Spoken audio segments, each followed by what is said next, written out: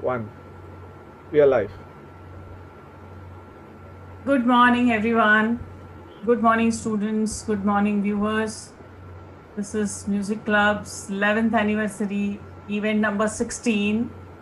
And today we have our featured celebrity, inspirational artist, Gulraj Singh. And we have our few students showcasing their talent today, keyboard and piano students from Pipre Saudagar and Bane. And along with we have Kenny sir, Devi sir, Karthik there, and many more music club team joining up now. So very good morning, and let's start with Akash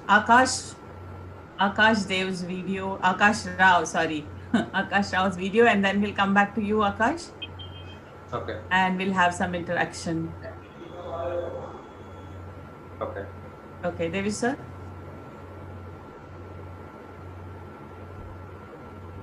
Here it is. Hi, I'm Akash and I'll be playing Canon D.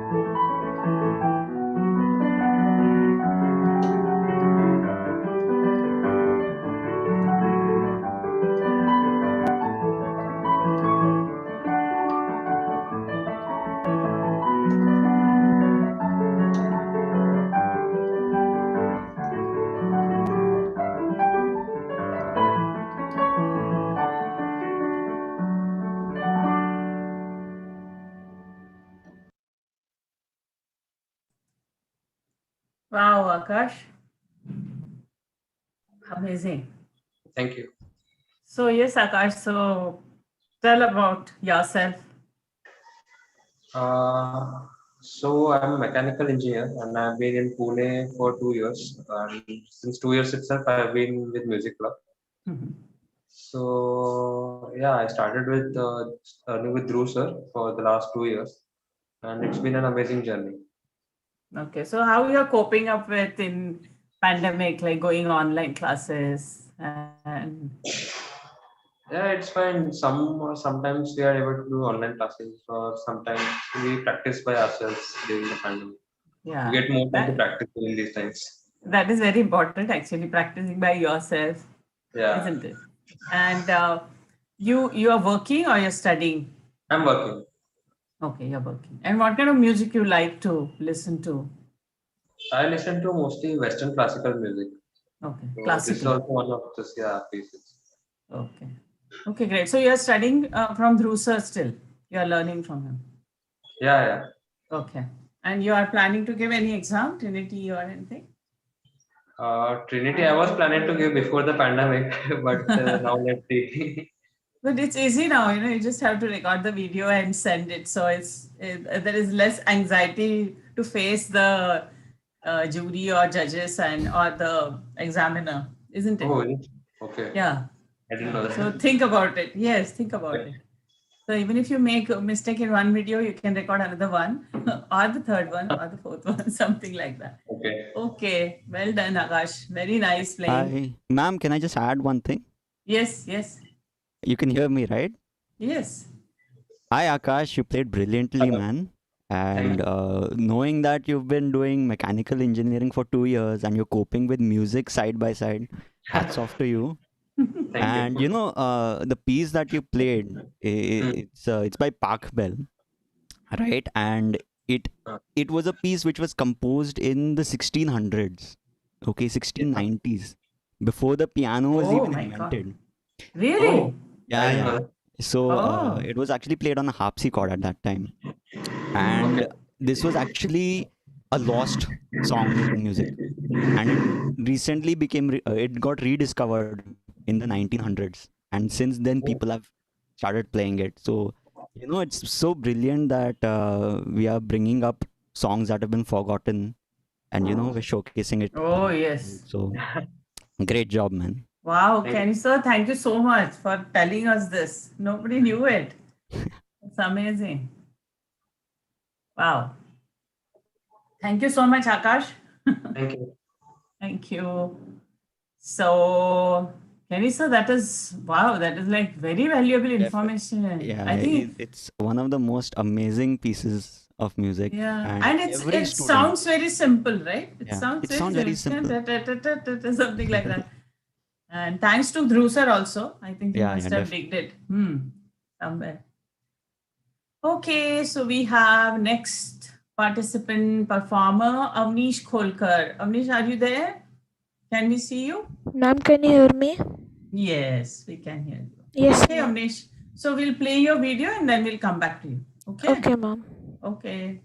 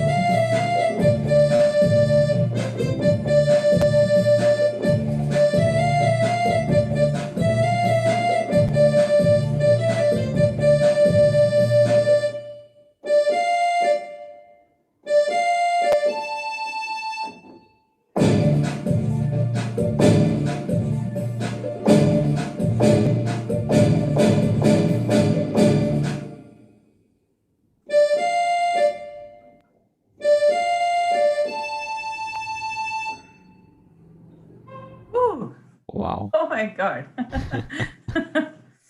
Avnish, Okay, Avnish, tell me why you chose this song and what you like in it and what appeals you. We can't hear you, Avnish. You are on mute. Sorry, ma'am. This was like the first time I practiced or tried Bollywood song. So I just Okay. wanted to try some jazzy song. So I chose Mukabla because it was a recent song and it was popular. Yeah, it's in 90s, by the Yeah. way. This is recently, it was Oh yeah, it was edited. remixed. Yeah, Huh? It it was was a 90s. rearranged or something. I don't know. But yeah, I think everybody wants to try hand at this song. If it be a rhythm person or percussion person or guitar or keyboard, it's A R Rahman, definitely. I mean, Yeah. yeah. So nice playing. Basically, Thank it's you, ma'am. very rhythmic, you know. Yeah, it's You very just have to be jazzy perfect. and rhythm. It's Yeah. kind of tricky at the start, but although it Later sounds on, simple, yeah, but it's you it's get the not. hang. Okay, Anish, so tell about yourself. You from whom you are learning, how So, long you are learning. so I have been with Krishna sir, Hmm. and I have been with Muziclub for the past 5 years. Okay. Yeah, And you have given exams, Anish? yeah, I've given about I think 3 or 4 Trinity exams. Now I'm in Okay. grade 4. Okay. Great. So wonderful playing. Is Krishna sir there? No, I think he's busy. He may join later. So, Yeah. okay, Amnish, all the best to you. Okay. And we'd like Thank to you, hear ma'am. more and more from you. Thank Thank you, you. ma'am. Nice playing, Avnish. So, Thank you, sir. Really nice playing. I love the timpani part, where you stop the rhythm and then Yeah. ta, ta, ta. Beautiful, man. Nice. Thank you, sir. okay, so we move on to next performer, Rishabh Pal. Rishabh will play your video and then we'll come back to you. Okay, ma'am.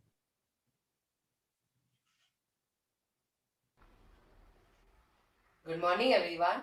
My name is Rishabh Pal. Currently, I'm learning piano in Muziclub under Krishna sir. Today, I'm going to play the fusion music of two songs, Girls Like You and Tere Bina from the movie Guru. Hope you all enjoy.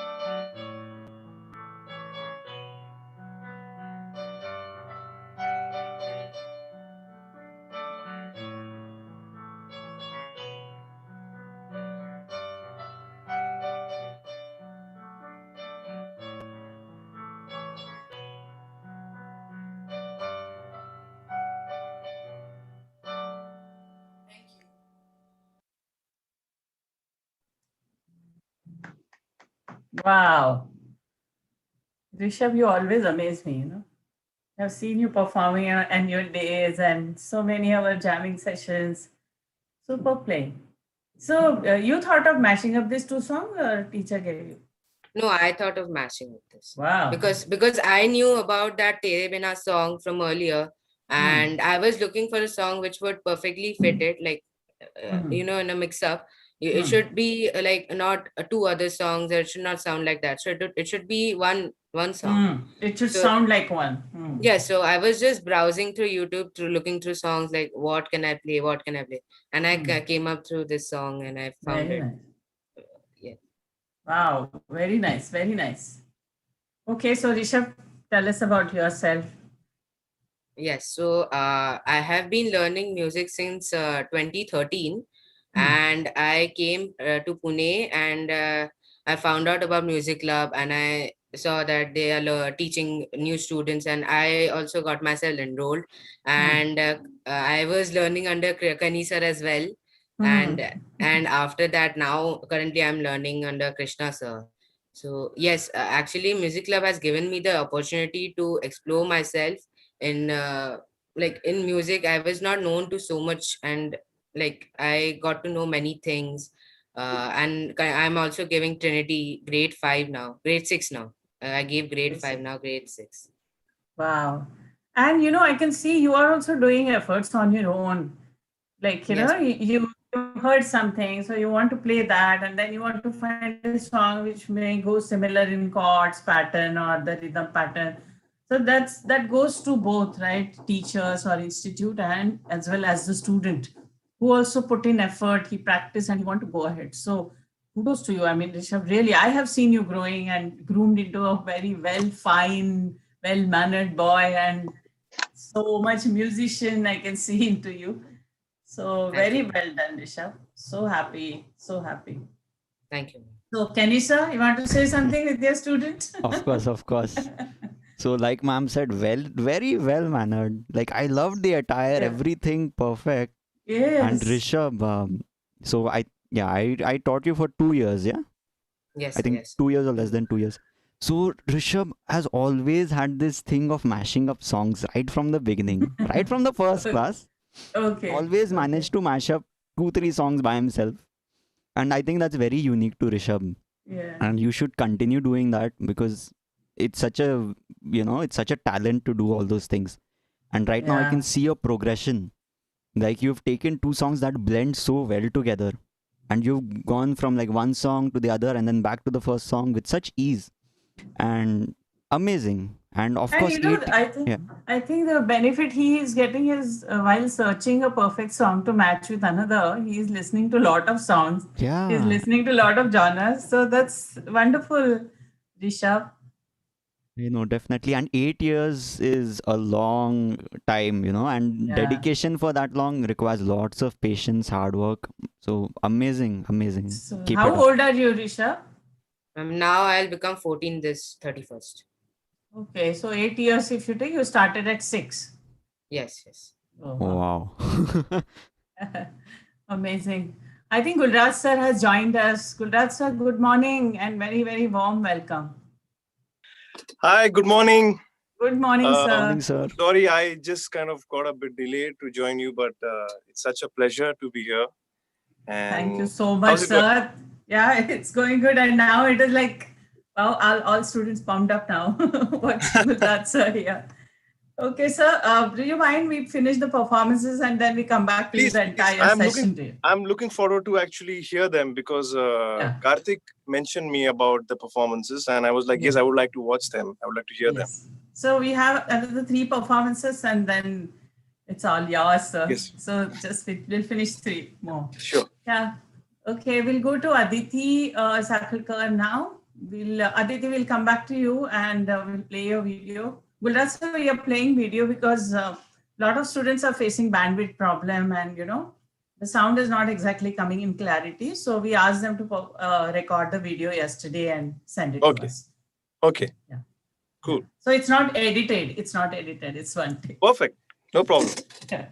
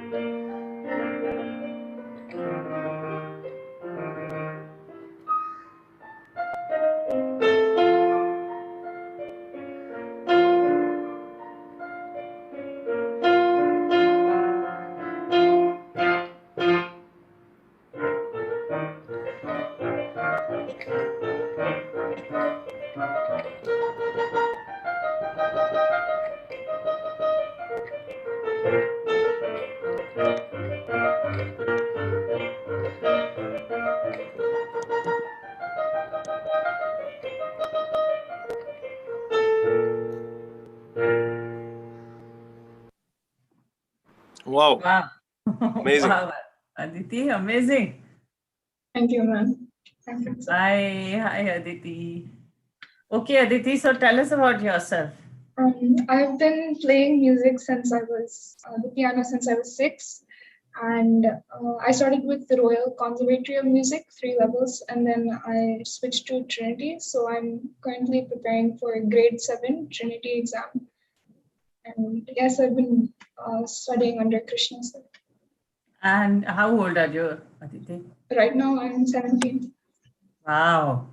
Look at that. I mean, amazing playing. And I've seen you after so many days because of this pandemic. And we miss your practice sessions in Music Club. Lovely, Aditi. Very nice.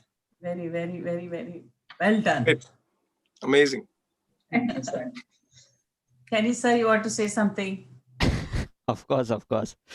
Aditi, amazing. Like, I remember the first day when I saw Aditi.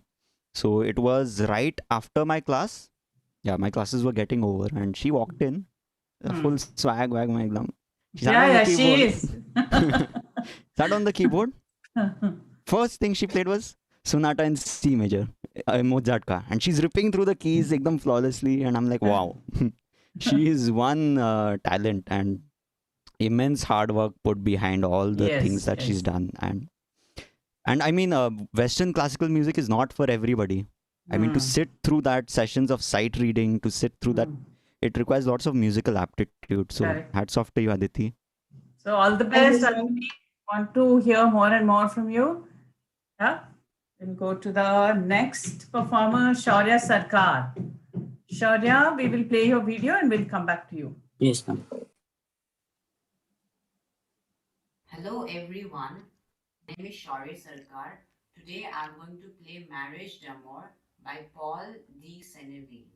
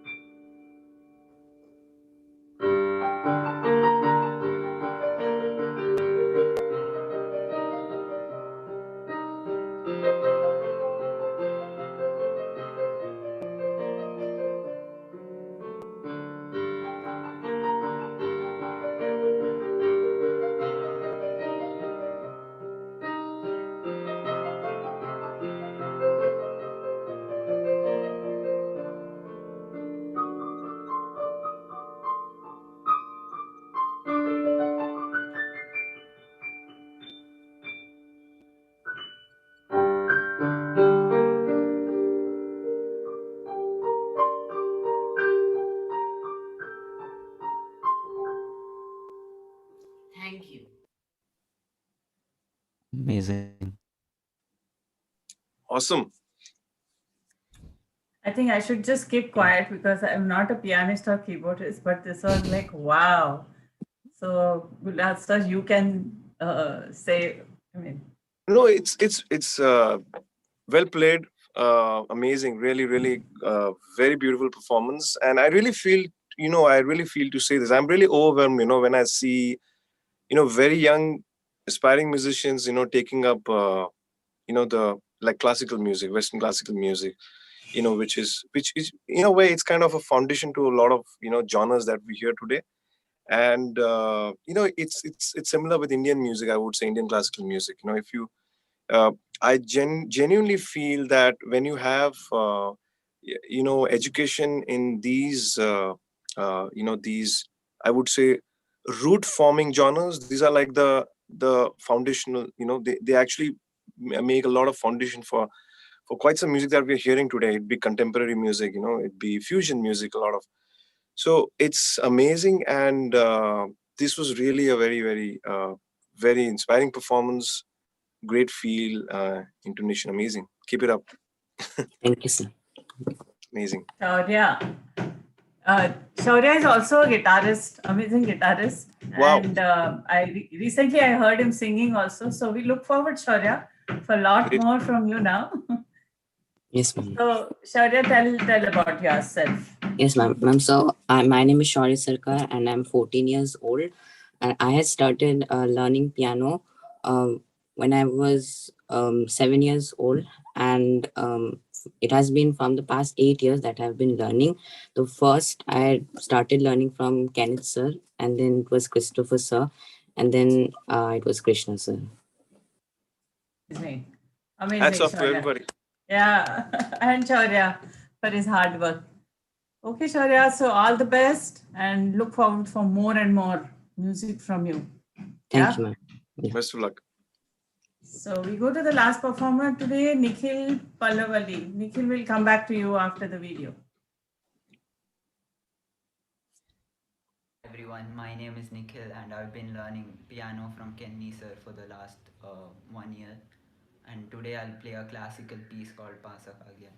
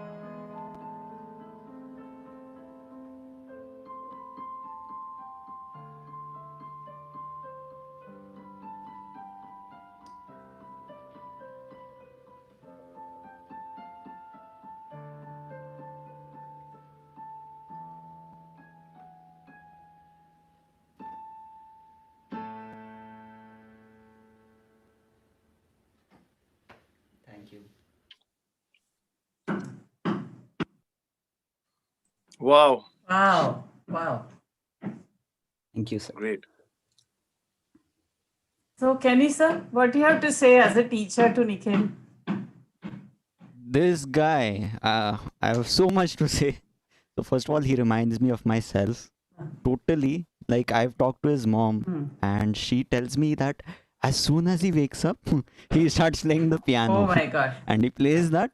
Once that is done, then he brushes his teeth and whatever. And then after that also, after his studies are done, he plays again. So I think in a day he spends at least 4 or 5 hours just playing. Superb, Nikhil. So amazing. Superb. Wow. And this much progress is done in only 1 year. And Like, he's been with me and only I for want 1 to year. mention he is our online student. He's not the class Yeah. center class student. He lives in Bangalore, right, Nikhil? Yes, ma'am. And this is all online. I mean, look at that dedication and his love for that, passion for that. Amazing. Nikhil, so I'm seeing you first time. You know, I always speak to your mom and regarding all other matter. So tell me about yourself. How old are you? What you do? What genre you listen to? So I'm 14 years old and I started learning during the pandemic. And I usually enjoy soothing and relaxing music. And I heard that you were supposed to play a piece by Yiruma, but you didn't? Yeah, I thought this song is more better. So Okay, no problem. But I'm very big fan of Yiruma, so next time. Yeah? yes, ma'am. Okay. Great. Okay, great. So here we end with our students' performances, Gulraj sir. And of course, we have introduced you by posters to all of our students, but definitely I would like to say a few things about your achievements. I think, Kenny sir, why don't you take it ahead from here? And by the way, Gulraj sir, I'm Shruti from Hi, Muziclub. Yeah, hi. And you know Karthik, and there is Devi sir who is there, Yes. Devendra Chahal. And the students, so definitely you came across. And this is Kenny sir, who will be Hi, hi. interacting with you. Ken. Hi. Great job, Hi, man. sir. Amazing. Really, really amazing job. Like, to train all these students. And it's Yeah, definitely, as I all the said, teachers. Yeah, all the Yeah. teachers. We have many keyboard and piano teachers, and they are doing amazing job. I think today Krishna sir is there. Krishna sir is there or not? He's there. He's not there. Okay, no problem. So anyway, so we take it ahead, and this is so special to us. I'm telling you, Gulraj sir, because keyboard and piano players or the arrangers or the you people are like behind the scene most of the time, and very few people know. Like being musician, we know. But then there are common people whom they really have to make effort कि अरे हाँ ये किसने किया है, ये किसने बनाया है something. Otherwise it's like only the actor or actress or the big names. So we want that our student to know more and more about it, and that's why you are here to inspire them how to go far and how it will help them in their journey. And can you sir, why don't you introduce Gulraj sir, those who have joined the YouTube live channel? Just introduce and then take it ahead, and I'm there Sure. to help you out. Sure, Yeah. sure. Okay. Right. So this is Gulraj sir, and before I begin, I just want to say, huge fan, and I Thank you had so much. 2 opportunities to meet you, but sadly I couldn't. This was during NH7 2015 when you performed with A R Rahman sir. Yes. And Did we meet? I think no, because that was my 10th, and I But couldn't which join. performance in Pune you're saying, is it? Yeah, in Pune. Yeah, I mean, I have to say we did 3 concerts, NH7 that year. The Pune one Right. was the best, I'm telling you. I missed that sadly, but then I did try to get a ticket for Yamaha this Palm Expo 2017. Yeah. So yeah, even that couldn't happen. But finally today I'm able to meet you online. Sadly it is online, but I'm sure that the information that you'll give us will be, taken forward for generations. So, Yeah. I'll just quickly introduce you to all the viewers that are watching. So this is Gulraj Singh, and he's born in the town of Thane in Maharashtra. Correct me if I'm wrong anywhere. Please go ahead. Yeah. Right. And Gulraj sir started learning Hindustani classical music, and I think it was from the Harmonium that you started. Yes. And then you progressed your way up until to I think Western music, and you gave your grade exams as well. Yeah. And then after that, you progressed, and now you're a music producer as well as a live performer. So apart from this, sir has been working on multiple films, and he's worked on the background score for Ungli, if I'm not wrong. The music, the And, songs, I've composed 2 songs on that film. Yeah. Right. Sorry, Pakiza was one. Yeah, Pakiza is Pakiza, and one there was a song. song called Adarni Ongli, which Right. Yeah. Right. And then other than that, sir has won multiple awards. So first is the Mirchi Music Award as an upcoming singer for his song Pakiza, which was like sir said in the film Ungli. Yeah. And then other than that, I think sir you've won IRAA, Indian Recording Artist Award. Yeah. And Mata Sanman by Maharashtra Times. So to put it short, you work with a lot of music composers and really amazing talents in our music industry. So A R Rahman is one, then Ranjit Barot, then you work with SEL. We had Ehsaan sir yesterday. Yes. So you also work with Salim and Sulaiman. So yeah, I think there's lots and lots of stuff to talk to you about. And is it fine if I go ahead with a few questions? Please go ahead. That's why, I mean, we'll just keep it very casual, and that's what we are here for, just to have fun and have a good conversation. And I would like to make it very clear before we go ahead. For me also, it's very inspiring, and I am also I would say this, and I'm not just trying to sound modest or something. I'm also learning a lot of things. I saw these 2-3 performances, and it's really inspiring. So I look forward to this conversation as being a two-way exchange, not just me trying to talk, and I would like to also learn things out of this conversation that we are going to be doing. So I want students to write down if you have any question in your mind, and if it gets answered in due process, it's okay, but otherwise you can ask. Yeah. And I have a lot of background noise, so I'm just shutting off my microphone. No problem. I want to say something before we go ahead, on a lighter note. But when I joined, I think I saw 3 piano keyboard performances. And this will sound a little funny, but I want to mention this, especially in a very young age, somehow, for some reason, a lot of musicians, they want to probably either learn the guitar or some instrument, and with due respect to all those instruments, because it's not easy to master any instrument. Keyboard is such an instrument, which I mean, I remember my older days being in the school. I would be performing, and I would be carrying my bag of a keyboard, and then there would be a speaker, and it's basically not that easy to carry. I'm sure Kenny sir will agree what I'm going to be saying. Definitely. So a lot of people, to look cool, or to be cool, they may not pick up the keyboard. They may pick up the guitar, or maybe at times drums, because a lot of times the drummer doesn't have to really carry his kit. He'll have. So I'm just saying on a lighter note, it's amazing that, all these students have picked up the keyboard or the piano out of pure passion. And it's, as Shruti ma'am said, that yes, it is definitely a very iconic instrument and very instrumental, when you're arranging music, you're producing music, programming music in today's time. So having, if you're a keyboard player, it's definitely a very added advantage. So, I just want to really, with respect to all the other instrument players, but a big round of applause to all of you, to pick up this instrument and, taking it ahead, learning, and, amazing. Congratulations for that. Yeah, I mean, I can say that they didn't go for the cool quotient. They went for something else. I'm telling you, my memories, a lot of my memories of being in the school and also in the colleges, like when I was in my school, I used to have a small keyboard. So I will have, my keyboard and then a speaker. And when I progressed to college, I had a little bigger keyboard. So anyone traveling with me, my friend or something, he would by default will have the job of, because it used to be a really heavy keyboard that I used to carry. So poor one of my friends, he would be, doing the heavy lifting job with me.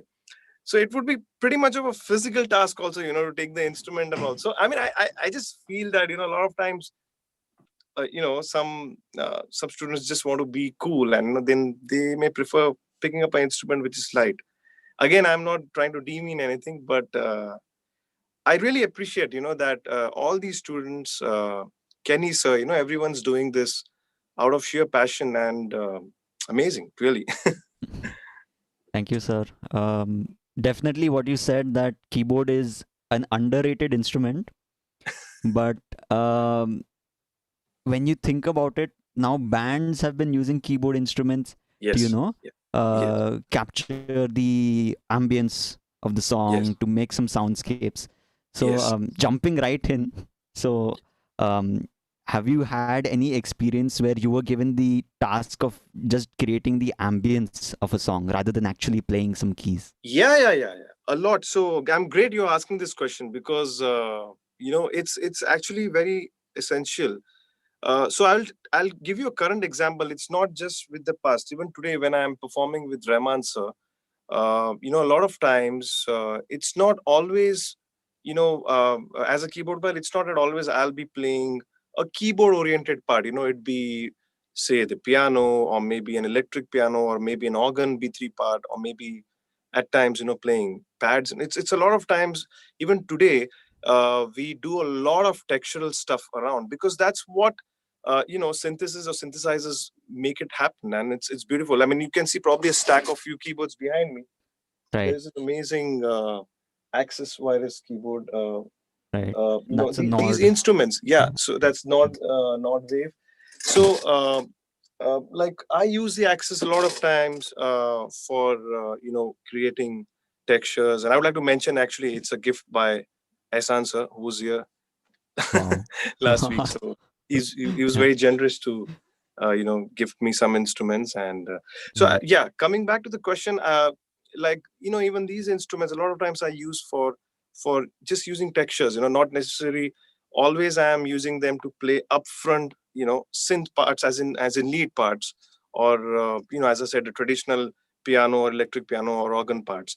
So even today, a lot of times, a lot of songs, with a big band, when, for example, if I'm performing with Rahman, so there are quite some musicians and good musicians. So sometimes we would have, I'll have to probably play a part which will be just a synth texture, or maybe, using certain evolving textures to just back up the performance. And these are such things that they may not be very prominent up in the face, but what they do is so important. And Right. a lot of things, like, using sometimes ambient arpeggios. I'm sure if you're familiar with Right. synthesis, some of the concepts, like, cutoff filters, and you may Right. use those in real time to create some really amazing textures. So I think that is a very important, uh, I would say, in a way, a subject in its own, to be Correct. able to to really interface with these requirements. Because sometimes, I meet a lot of musicians, and they ask, that, what is it that we should be, or what is it that is expected, to be a keyboard player in a band. And Right. I would say, in today's scenario, it's not just restricted to being able to be just being playing, the piano and the electric. That's very important, but you should Right. be able to tackle with, doing all the textual stuff. Even at times, when you use like synthesized pad sounds and all that, Right.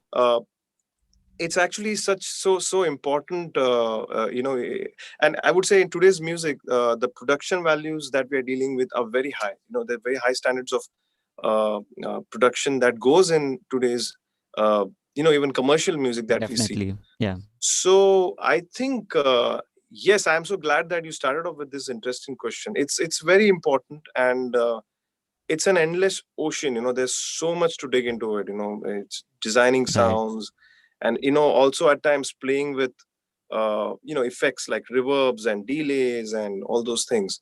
So Definitely. yeah. Right. So Right. Right. So can I just yeah. ask one question here to Gulraj sir?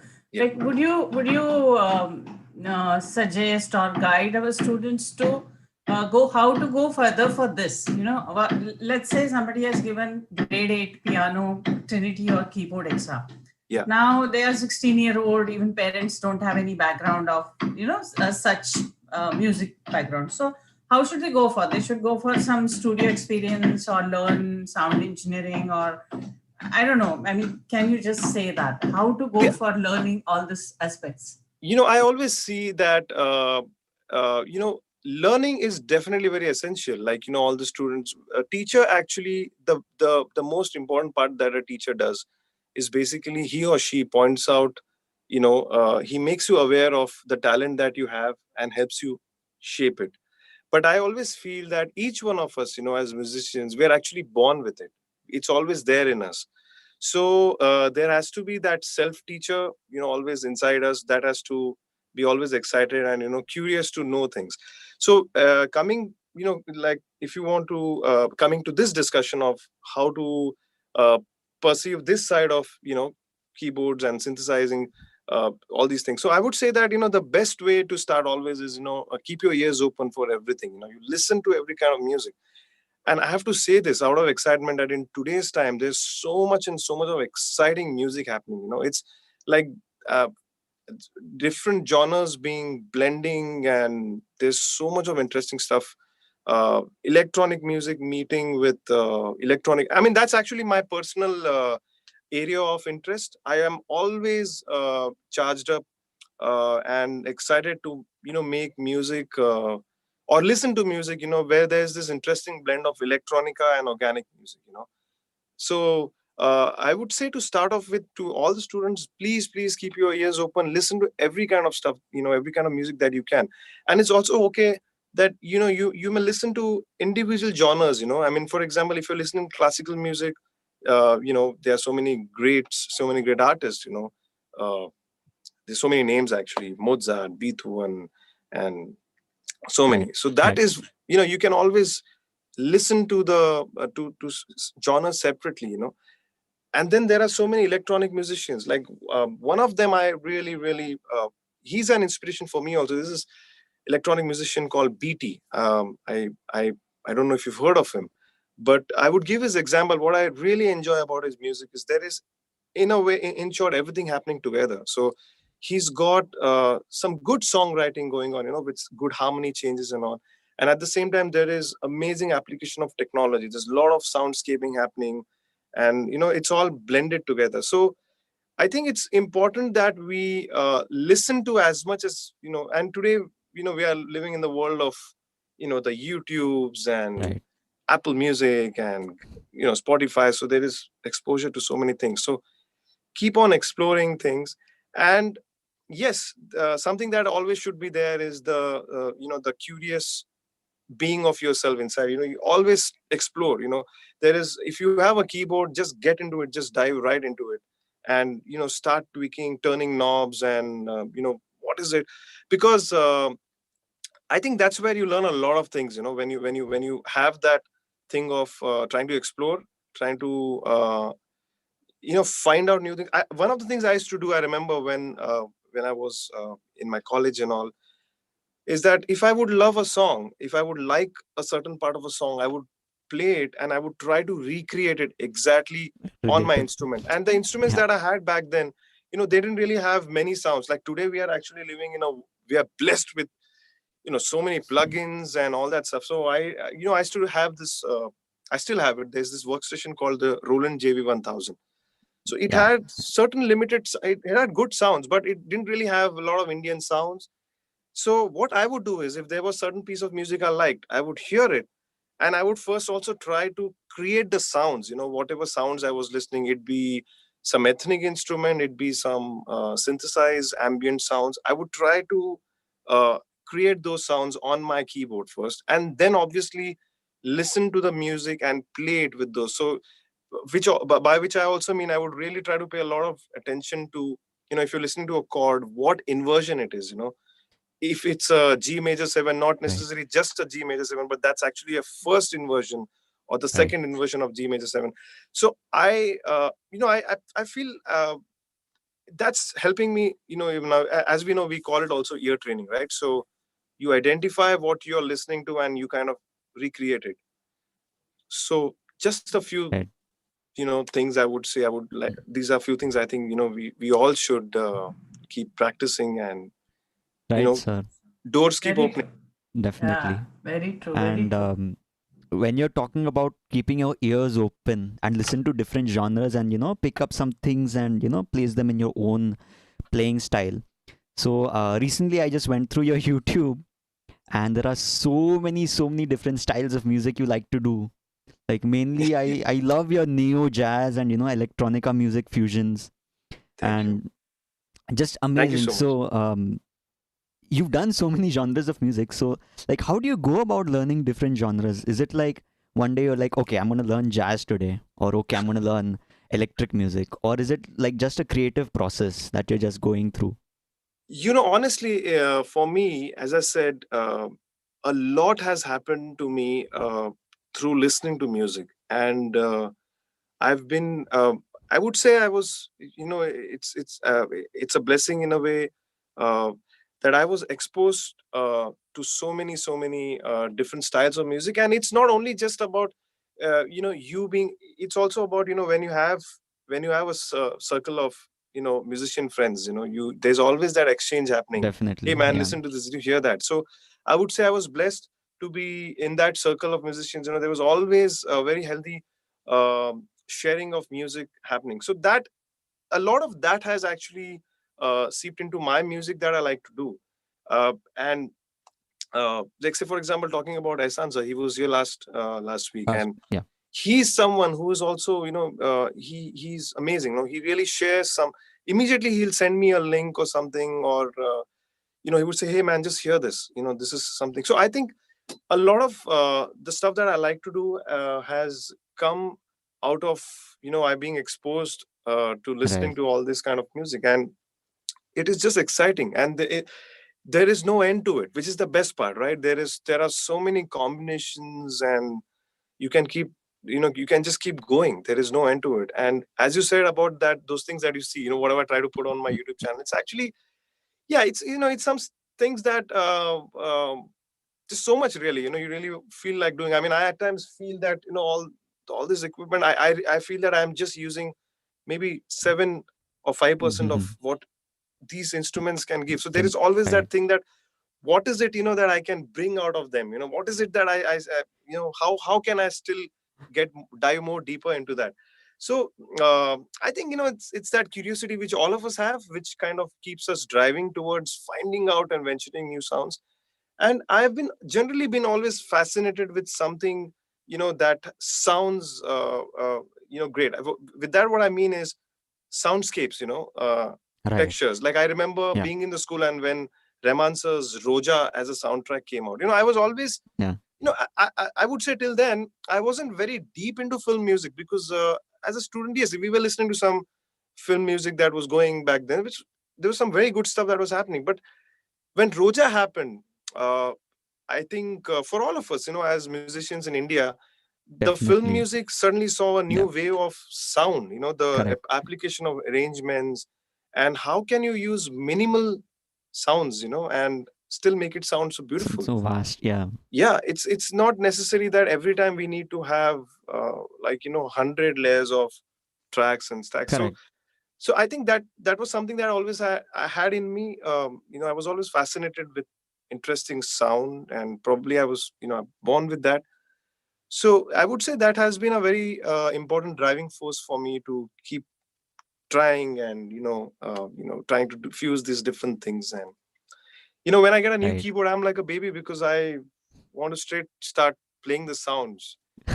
And since we Right. are talking about synthesizers and all, I really feel what a fascinating uh, you know uh, it's amazing. I mean, these Total new instruments, experience. Yeah.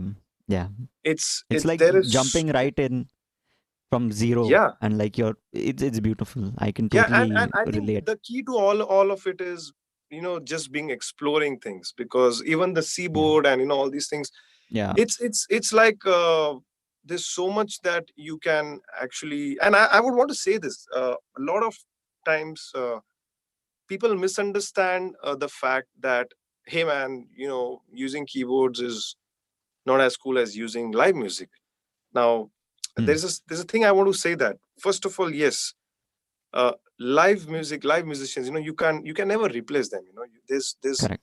There's no replacement to that. But what I want to say is, you should, if you have a tabla sample on your keyboard, look at it as a different instrument. Don't look at it that you're going to be replicating a tabla. You can try different things. You can probably apply some synthesized effect on it, or you can Correct. actually probably pitch bend the sound and make it sound like something else.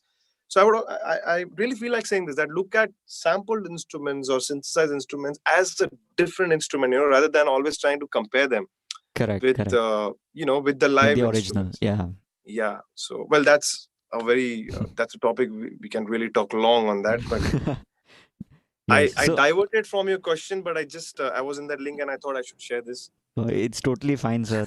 It's So amazing basically, information. you know what, Gulraj sir, I would like to, I mean, whatever your discussion was, I would like to derive that for the students, that they have to increase their spectrum of listening, or creating how people create music, or how music is created. And it's not only you playing one tone of piano or one tone of keyboard. Yes. So you have to go beyond that, whatever you are doing. So try, and maybe you're a pathfinder. You may become a pathfinder in something else. So that's what I want to gather from whatever your discussion. So be it, if you have somebody who has studio, go and find out and talk to people and know things, or go on YouTube. Even Gulraj sir has YouTube channel. Like, there are many people you can search on your own, right? And do your study accordingly. And yeah, so coming to that live music you said, na? I mean, I'm a singer, so for me it is always live music, sir. Yes. Yes. So I have seen many keyboard player and piano player. They shy away from jamming, like like random jamming is happening, and if I'm singing, so they say no. I mean, they can't do that. Picking up scale immediately and following the singer according to the chords and harmony and or whatever.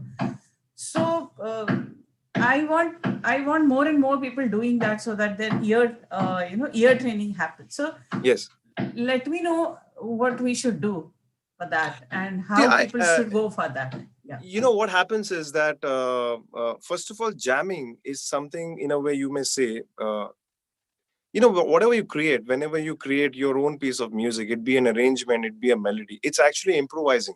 We are always improvising. And that's where you may say it's, in a way, in like a genre of jamming, right? That's a derivative of this thing, as is mentioned, called jamming. So I think it's great to play. Like, I will share an experience with you. There was a competition some years back. There was a college competition, and the one of the rules of that competition was you have to play an original composition. And I very distinctly remember there was this amazing pianist, this girl. If I remember, she played this piece by the legendary Dave Brubeck and Paul Desmond. It's called Blue Talk All Month. It's a very it goes like, you must be knowing that piece. So right. So, and I was blown. I'm like, wow, man. But the thing is, she actually played a composition. She played a version of an original composition. She didn't actually really play her own composition. And I remember that was one of the rules for the thing. But it's okay. So I remember after the performance, I was sitting with her, and she just mentioned that I don't know how to jam, or have to play. And I really felt that. I mean, I was like, man, a pianist of that caliber, and why is that being the... So I'm saying it is always that you should always try to derive stuff out of what you're playing. For example, if you've learned a classical piece, even if it is this piece, what is it that you can do out of it? What is it that you can extract out of it? Maybe take a part of that piece and you apply somewhere in your music. And that doesn't also mean that you're copying something. It's not that. You're actually being somewhere getting inspired and making some stuff out of it. So that's why, I would say that jamming, as Shruti ma'am mentioned, is actually a very important aspect, especially when you're aspiring to be a composer. And by composer, it just doesn't mean that composing music for films. You can also be probably a solo pianist, and you write your own music pieces. So that's where jamming is very important, and there's so many ways to do it. You may just take a chord pattern, for example, like maybe a 4-bar pattern or a 8-bar pattern, or for this 12-bar blues. Always, you can always play that thing on the loop, and you improvise your things. You try to find your own combination of notes. And I think that's how we can always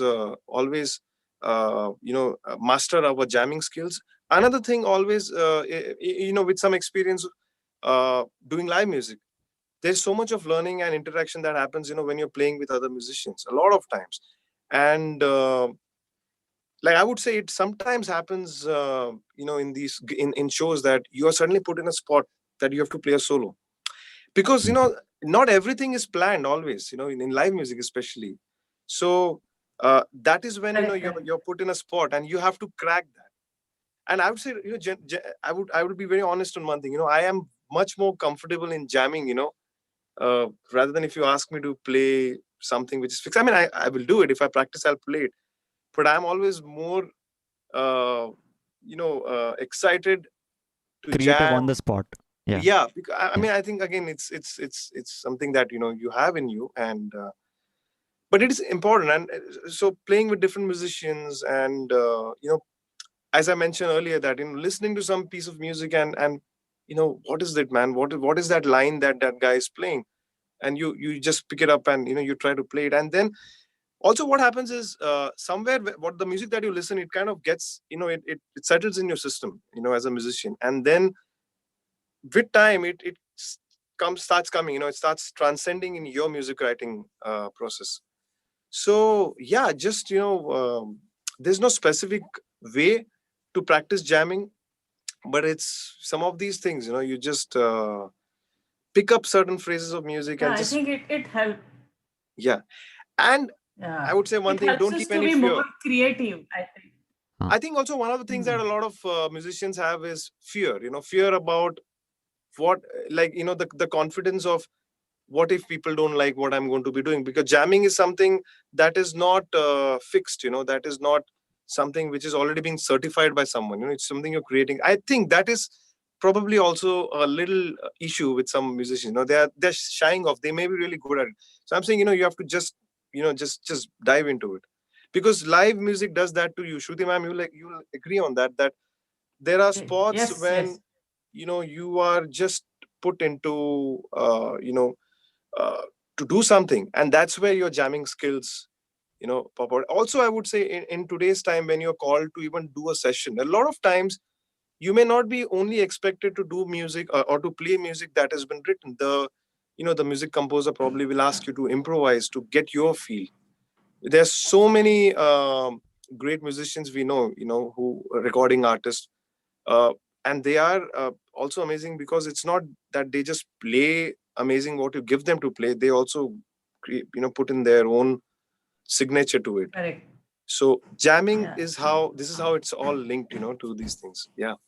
Right. Yeah, this helps to be more creative. That's what I was trying to tell everyone. Like, you never know that part of yours unless until you jam, and then you are put in that, as you said, in focus, and you have to do something now. You are in your solo part starts, and then that's why you explore. That's what I want to tell everyone. Like, don't shy away. And now it's okay, because of pandemic we can't jam, but I think what I do is I just start some jazz part music, I mean the instrumental part, and I start singing with it. So the same way everybody can do it, like you just play YouTube, Add layers. play some song, YouTube, and then start improvising.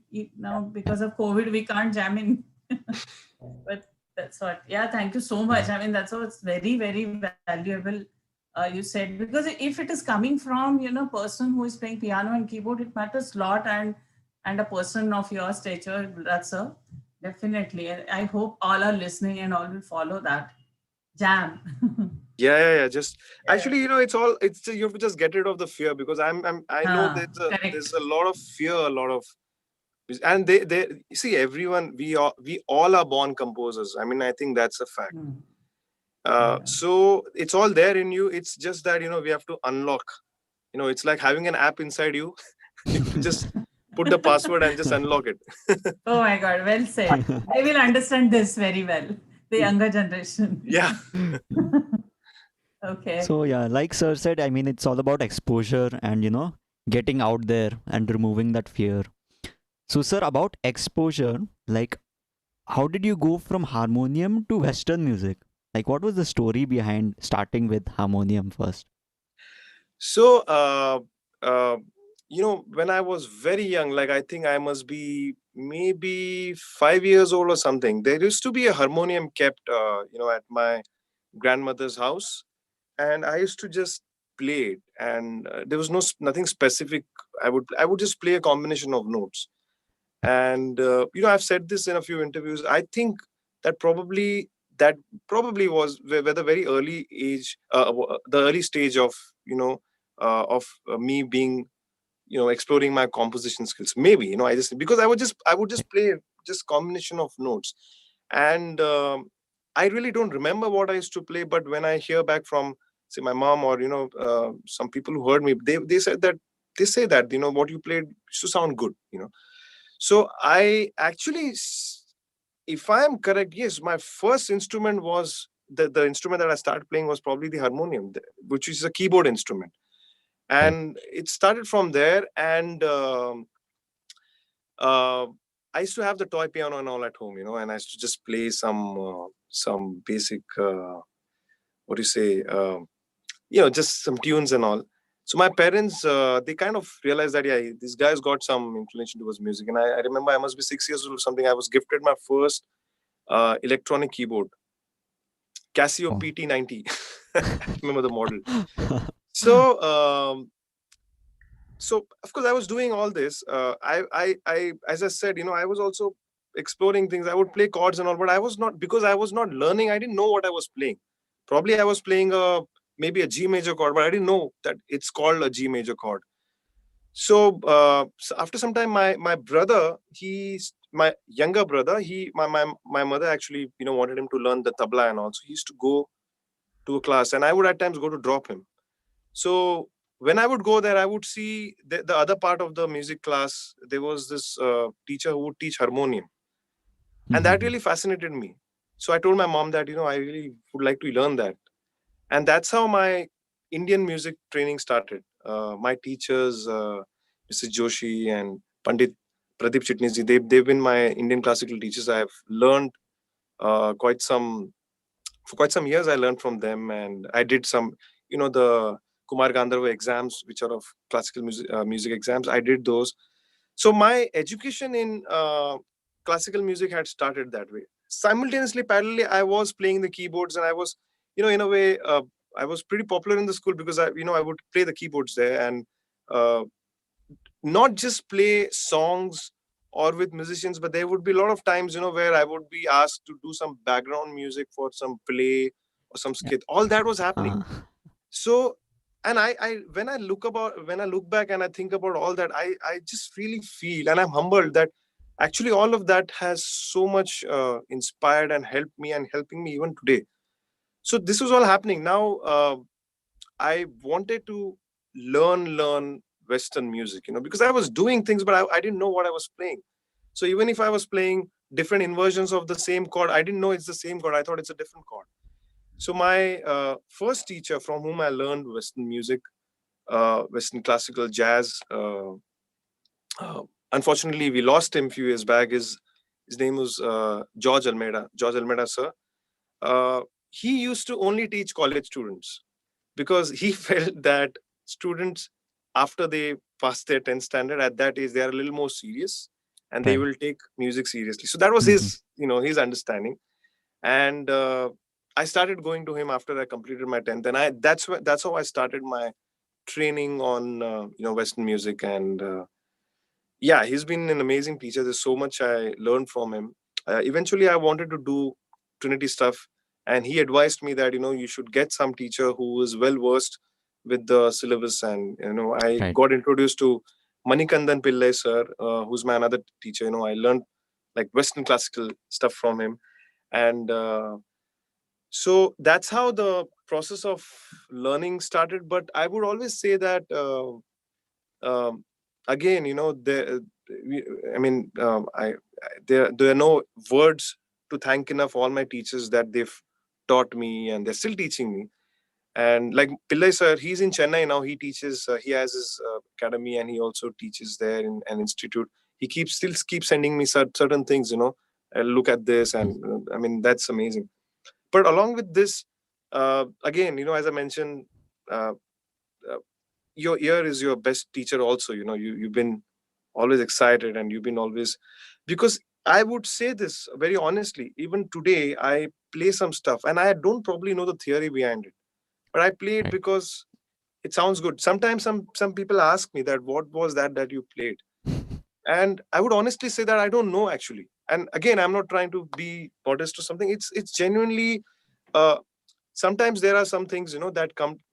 I mean, I believe in this. That as a musician, you're a medium. Right. And there is some divine source, and you're the channel, and that happens through you.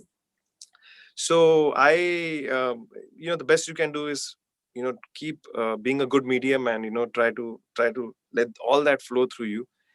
And yeah, the learning process started that way, and it just keeps teaching me so many things still. And there's Right. no end to learning. I would say I'm still learning, I'm still exploring, and yeah. Definitely. So Even I I believe. want to Sorry. ask him here, like, Yeah. Yes. I mean, how did films happen? Like, how did this industry happen to you? Other than that, before film industry, you were playing in all types of music, like stage shows Yeah, and yeah, yeah. okay, and So yeah, please go ahead. Yeah. so the studio experience, the first studio experience, or the first film experience, these things make a person more versatile. Or, array, there is so much. You cannot be complacent. So, how did it happen to you? How did it happen? So as I mentioned about Roja, I was in school, and we all instantly became A R Rahman fans, right? So because I think that music gave the whole idea concept of music programming and arranging music, with that approach, it just opened a lot of doors. Of course, there were already some musicians who were doing great music, not to take away from them, but Roja had something special. It definitely still remains a benchmark album. So um, I started to listen to a lot of Rahman sir's music, and as I said, one of the main factors was that sound, that whole thing. How is it done? So for a lot of time, I used to feel that each thing that you're listening to in that piece of music is being played by an individual musician. I used to think if you're listening to a kick sound, it's probably a musician who's playing it on some instrument. So that I didn't know that this is something called as music programming or music sequencing. I didn't know that. And I used to do that. When I used to be in my school, I would try to do, when we would be a group of musicians, I would try to arrange music. I would tell a friend, hey, you play the snare drum, just play on the edge to get that sound.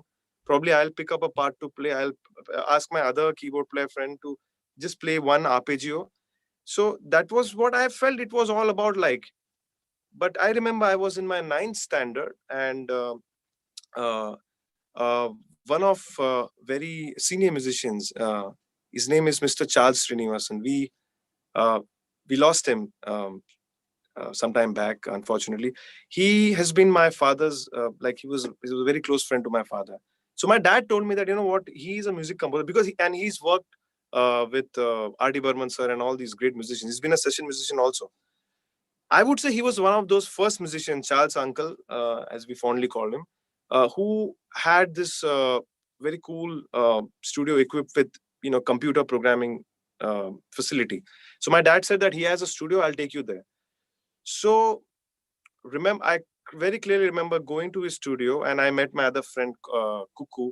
So Charles Uncle and Kuku, they used to work together. Kuku is in Australia now. He's like a family friend. So when I went to that studio, it was like, I have to say this. It was a whole event because he gave us an appointment time, and I used to have my schools. So we had to give a special letter, submit a special letter to my school that, Gulraj will have to attend only half of the day of the school today because he has to go and meet so and so musician. And my school, they were very, very sweet because they knew I was very, very, I was into music and all. So we went there, and I was just introduced to this entirely new world of, wow, this is how it is done. So I remember Charles Uncle showing me, he had this computer setup and he was running this DAW, digital audio workstation, called Cakewalk, which, in the earlier times, a MIDI programming software. And he had all these, and he had this stacks of hardware instruments, these modules, these keyboards, which are all connected. And basically, I was introduced to this amazing concept of music programming sequencing, where I learned that one person can sit and create this entire orchestra, and it sounds so amazing. And that's when I realized, okay, so all the music that I was listening to, I was tripping, was actually in a way also created like this. Of course, combination with that and then live musicians, but I was introduced to that whole thing, that way. And that's where this whole new excitement and attachment to studio world started. That's how I kind of got introduced to. And then I remember I would regularly keep visiting Charles Uncle and Kuku, to just sometimes after my college, and just hang around and just sit there in the studio and keep watching what how they were doing this. So my curiosity for music production, music programming had already started. And my father gifted me my first workstation, which I mentioned earlier, the JV1000, Roland JV1000, which had a sequencer on it. And I started sequencing music out of curiosity. And eventually I started also arranging music for some friends, some of my friends who used to live around, and, they were doing music. So that's how my introduction, I would say, in a way, studio, working in the studio environment started. And then, of course, eventually I started working with Shankar Ehsaan-Loy and Ranjit Barod sir. That, it just carried. But this was the kind of an inception, or the beginning of my introduction to the studio world. Right. So Wow, amazing. just it's so amazing that tech was there that time also, Yes. but it was not used to that much extent like it is now.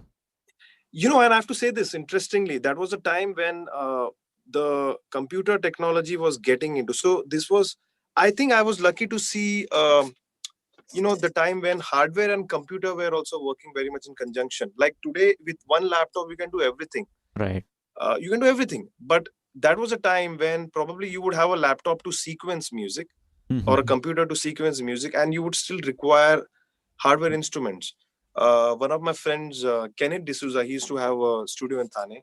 So, I have to just tell this. So these were my early learning experiences, where all these MIDI instruments, would be connected via a MIDI patch bay to a computer, and the computer will be recording the MIDI information and all that stuff. So I feel lucky because I got to start working using hardware and software together. And today we are in a world where you can actually do everything, with just your software, with just your computer. Though, as you see, my studio is pretty much rigged. I have a lot of hardware stuff also because I like to keep using the things. But I think it was very much of a blessing that I got to go through that experience, because that cleared a lot of fundamentals, a lot of principles of MIDI programming. Right. How is it done? Today we just arm a track in say Logic or Cubase, and we know it's all recording. But what actually goes behind it was what I got to see in the hardware form. So, yeah. Right. So, sir, I At think you this- made it pretty clear that, as a musician, as a student, and as a teacher, I think tech is something that you have to build aptitude for. And Yes. you need to really get the feeling of what a DAW does, how to record and stuff like that. So, Correct. yeah. Yeah. So just and one. another aspect is there. I mean, you cleared it. Most of the time, when parents walk in with a child and they say, "What is the difference between keyboard and piano?" and then they don't know what keyboard can do. So you clearly explained what keyboard can do. You know, it is huge. You know, it is beyond imagination what keyboard can do. So I hope they all are listening, and those who are interested are watching this video, and they know it is much, much beyond than your imagination. Yeah. Kenny, over to you. Right. I was saying that, so when you began your journey, was it that you were in Thane for the entire time, or like did you shift many places, and like how do you attribute location shifting to, you know, where you are right now? So Thane was always my origin. I was born there, and I started doing a lot of local shows around in Thane and some cities. And when my studio, even when I started touring with Shankar Ehsaan-Loy, working with them, working with Ranjit sir, I was still in Thane. I mean, we still have my parents' houses in Thane. So I used to have a studio in a small room in that house. So quite some of my early work, like I worked on a lot of Shankar Ehsaan-Loy music from there. There was this album called Johnny Gaddar, and there was a track I did on that album called Johnny Breakbeat Mera Naam, which is very interesting. It was like a montage of dialogues from the old film Johnny Mera Naam and Johnny Gaddar, and then I had to do some instrumental work, with blending all those things together. So that was all done in Thane, and so I would keep working out of Thane, and it pretty much started with that little room I had in my house as my studio setup, and eventually I would say since last I think it's almost 10-11 years that then I kind of moved my studio base. We used to have this studio used to be earlier in Juhu. Now we are in Lokhandwala, and then I would be here but I would keep traveling though. Like sometimes there would be Shankar Ehsaan-Loy would want me to work with them in a studio they have in studio in Bandra, where they work very regularly. So I would take my setup and go there and work, and I was pretty okay with it. But then eventually I realized that sometimes for other people traveling becomes difficult. For a director, if you're doing a film, the director wants to go to the editing studio, probably go to some other meeting, and then come to you. Right. So I was the one who was a little further from, because a lot of industry is located around here, right, in Bandra and Delhi. So eventually I realized that I had to move on to be to have my studio kind of a base here. But I would say yes, Thane, a lot of work started there actually. And again today actually we are we are chatting with each other, sitting in different studio. I think it's possible. You can be anywhere and still keep working and I was about to say now. I think the times have changed now. You can work from anywhere. Yeah, and with internet, it's we are just we are connected so well. So yeah. So Kenny, I have one question. Can I ask him before you go ahead? Yeah, sure. Okay. I mean, this is for me and people like me. How you handle whether you have any anxiety or excitement when you perform live, and how you handle that, like pre and post event. I still have, and I would say, see, I have got over stage fear. That is not a problem at all, because that went off when I was in my school. But yes, there are times when there is anxiety. Like sometimes in Rahman shows also, there are certain pieces or a song that starts with me, and it is also scripted that there will be lights on you, and then you become conscious, because it's weird, because I sometimes still keep telling myself that okay, I'm going to be fine, I'm not going to, but there is somewhere, I don't know, you call it anxiety, or there are times when you have those bits of nervous things, and or sometimes you're expected to just play, that is your spot, and some maybe 20, 30, 40,000 people are watching you, all the other musicians are going to watch it. So there are times when you feel that pressure.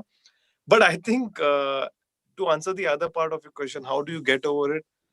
I think if you can self isolate yourself. You have to just just somewhere create that emulation that you're alone, you're in your studio, and that helps actually. When you it's like you have to see, the thing is, we naturally we judge ourselves a lot, I think, generally, as people, as musicians. So there is that thing, that creates maybe a part of anxiety. You're always thinking, how will I perform, what will people think, and all that.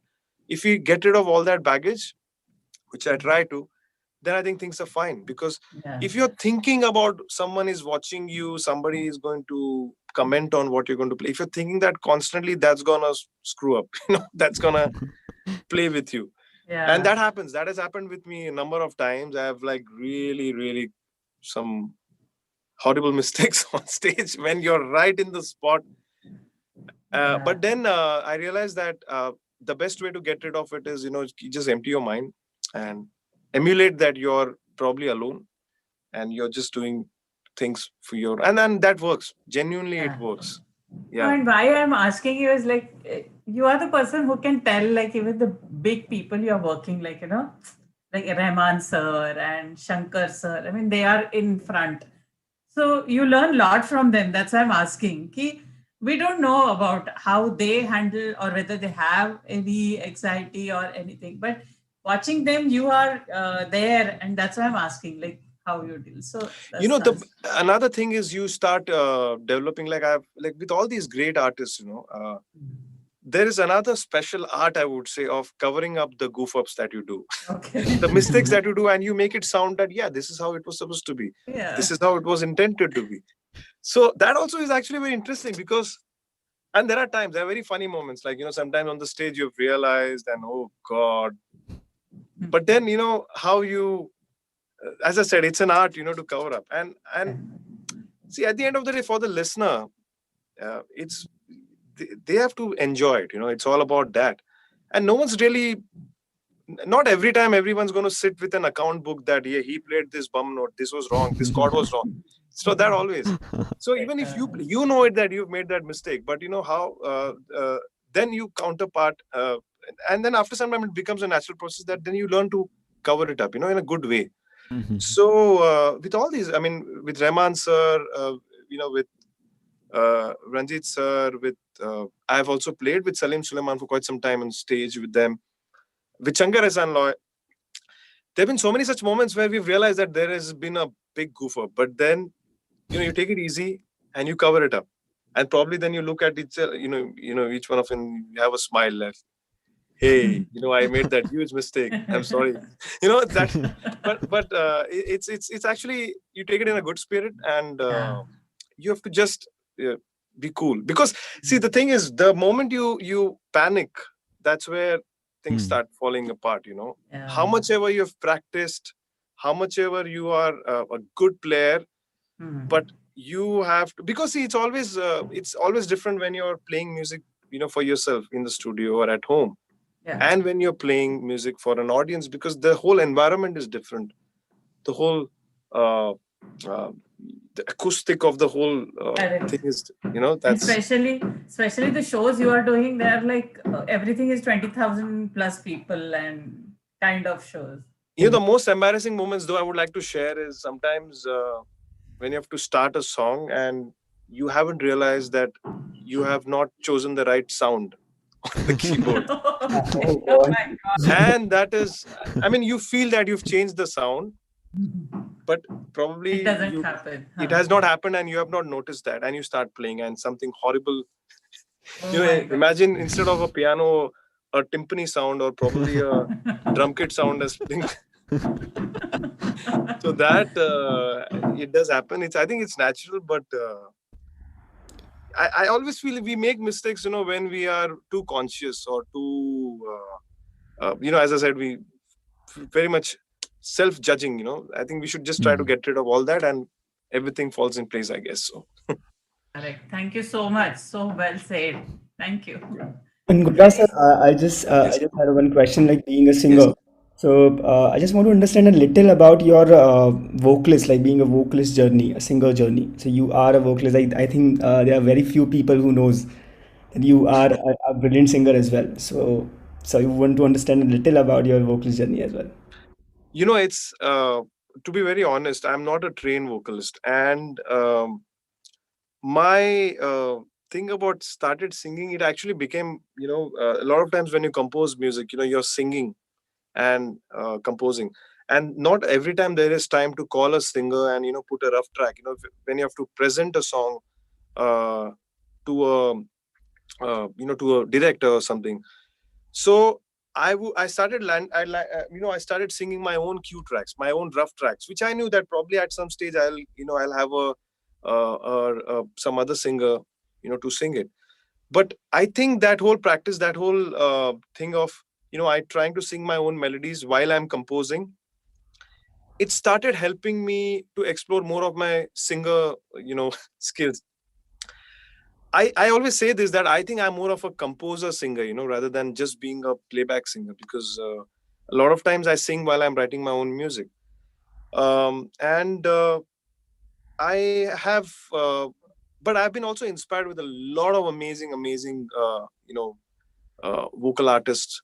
Uh, so many classical musicians, like Usad, Rashid Kasa, and so many actually. To name, I would say, of course, one of the best examples is Shankar Madhavan sir, because I've spent like so many years, being with him on the stage and experiencing this incredible genius of a singer composer performing.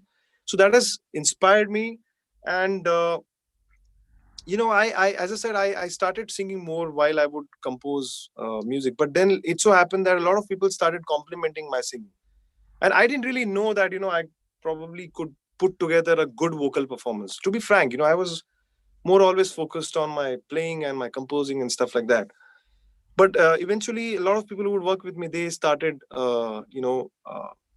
inspiring me. I would like to mention one of a friend who's also like an elder brother to me, Manoj Yadav, who is an Yeah, amazing, one of the lyricist. most, one of the most sought after lyrics writers in India, I would say. Yep. So he, a lot of times I've done a lot. I still, work with him. We've done a lot of work together. So when I would, he's one of those guys, who would say that, you sound good, and you should have just your voice, because I would normally sing and probably wait for some other one to come and sing. So when I started getting this positive feedback from people, it kind of inspired me, and it made me think that, okay, probably my singing is somewhere working. That's why people are connecting to it. And so again, I'm not really a trained singer, but now I try, if I can develop my singing. I just try to probably keep singing at times, or while I'm jamming I would sing.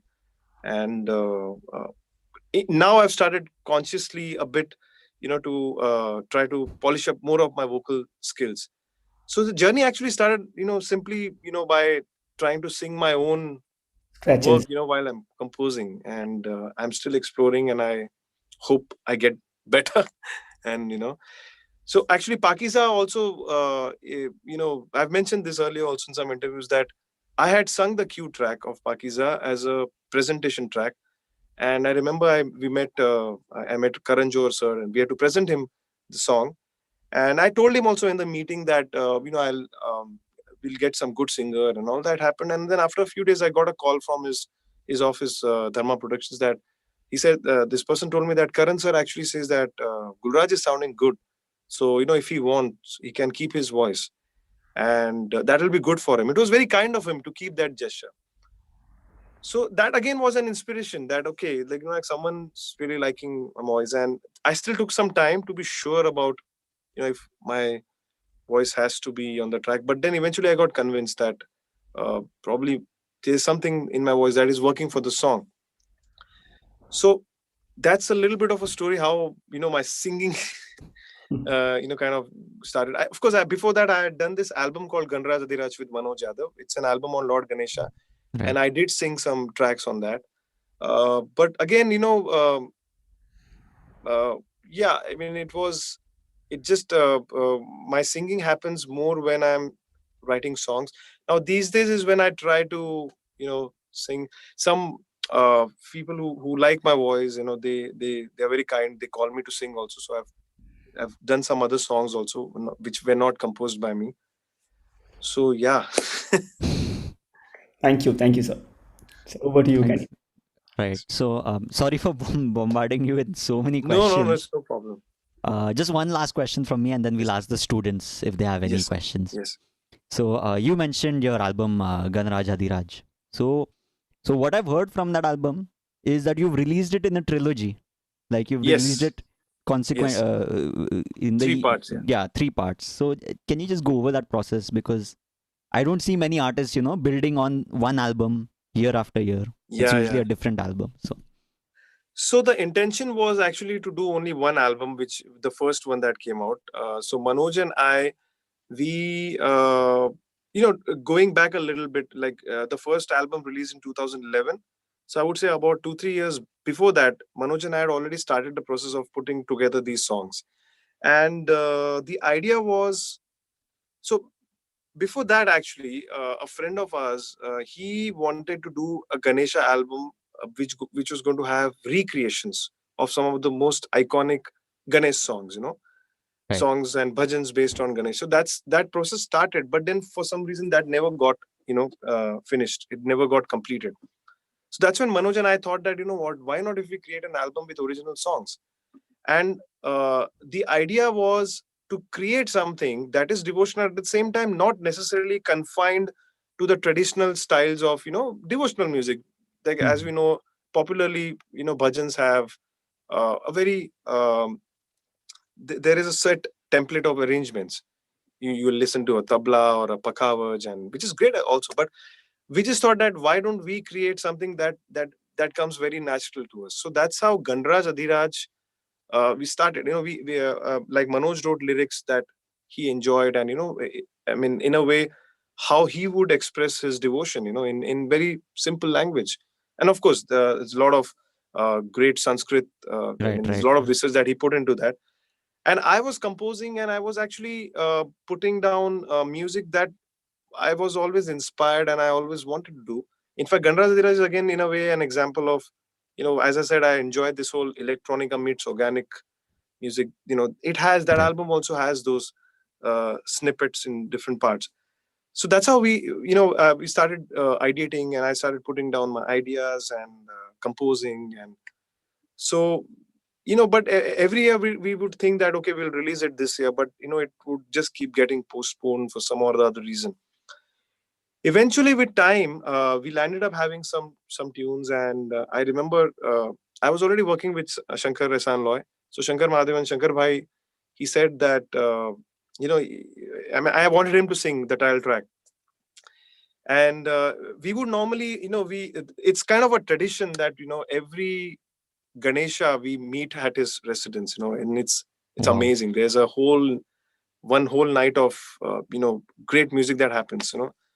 So we would meet at his place. This is before the release, and we would keep talking about, we have to do it.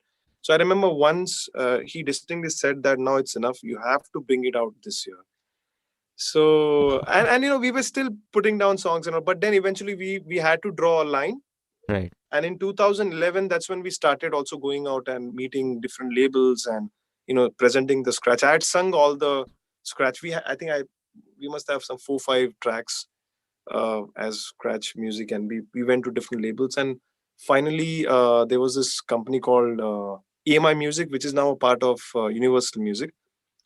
They liked the whole idea, and we kind of released the first part with them. So as I said, the idea was just to make that one album, but grace of God, Ganpati Bappa's blessings also, I would say that a lot of people connected with that idea of devotional music can also be seen and presented in this way. It may not be always in a very typical traditional, in a very, as I said, there's a certain fixed template of arrangements. So that went well. And the label and I, we just decided that it's getting if it's getting good response, why not we continue it? And it became such that every year people would ask, hey, is it coming this year? So we did it for 3 years, and then the third year we thought that now we have to, it's cool, man. We are glad. But I think what's happened is that almost every year people ask on, like, before Ganesha, like, hey, are you Wow. going to be coming up with another part? And so trilogy has already happened, and a lot of artists, a lot of musicians have expressed that they want to be part of this album or this project, which has again inspired us. So now we are really encouraged, and probably we'll mostly continue with the series. We've done a trilogy already, but we really think that we should continue it, because we keep getting these encouraging messages from people. As I said, they really express how much they really want to be a part of it. So Definitely, sir. hopefully we'll continue it, and we'll keep coming out in maybe not like 10 song albums, but Yeah, yeah. maybe singles, or like an EP kind of a thing. And yeah. Right. Definitely, sir. Looking forward to it. And yeah, like you said, I mean, no matter what your stature is, music Yeah. is something which brings, all of us together. And Yes. amazing. Okay, so students, you have any question? Anybody? Just raise your hands. I'm seeing you all. Ma'am, actually, I don't have that option to raise my hand, so I'll just ask my question. Yes. You can raise your voice. Yes. So my question was that you may have answered it before, but my question was that how did you come to meet Shankar, Ehsaan-Loy, the trio which we know right now? And Yes. what was your very first song which you ever composed? Not in Bollywood, when like you were in school, or like when you were just learning. What was your first song which you composed? Like, you remember it or not? So my first song, I think, as I mentioned, that I used to play this harmonium kept at home. So I used to play a combination of some notes. Now I don't remember, but I'm sure that was some kind of a composition, something I was doing. But I, like a structure, if I remember, I never named anything. It was an instrumental piece. And I used to play it, on my keyboard. It was like an Arabic, melody. I'm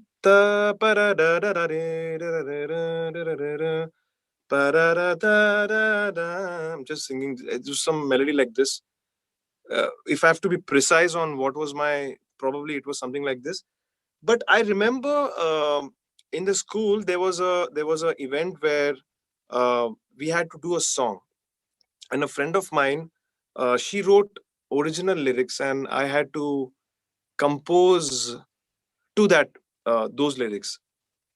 And that was a song called Sing a Song, something like that, those lyrics meant. So I think that was one of my first projects as a composer, that I started. I composed, and then that was performed by a group of singers in the school. And yeah, that's how. And a lot of times I want to mention this, that composing is not also always only about writing a melody to which you write a lyric. Even when you're actually arranging music, you're actually composing music, right? So that also is a part of composition. So that way, so many things, been doing things in parts. The second part of questions, how did Shankar Ehsaan-Loy happen? So a friend of mine, as I mentioned his name, Kenneth D'Souza, he had this studio in Thane, and I used to work a lot there. I used to I've worked on a lot of projects there. So that had kind of become a hub, where all these musicians staying in Thane would come and, hang and work. So Loy sir's elder son, Shane Mendonça, he used to come as well there, and used to work. And Loy sir, they used to have a house in Thane back then. So Shane, I met him there at the studio, and I told him that, man, I'm a huge fan of your father and Shankar-san, and I would want to meet him. I straight up told him, because I was really wanting to arrange, and produce music for them.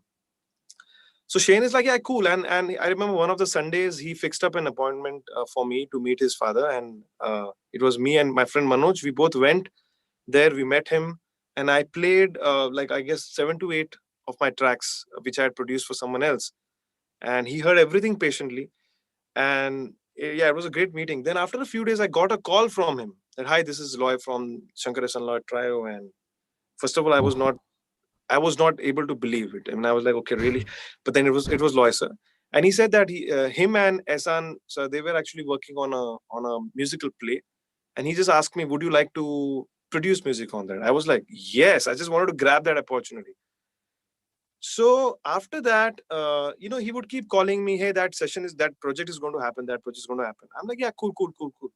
Once he called me in the studio to meet Ehsaan also. They were working in Yashraj, and I think this was for the film Jhoom Barabar Jhoom.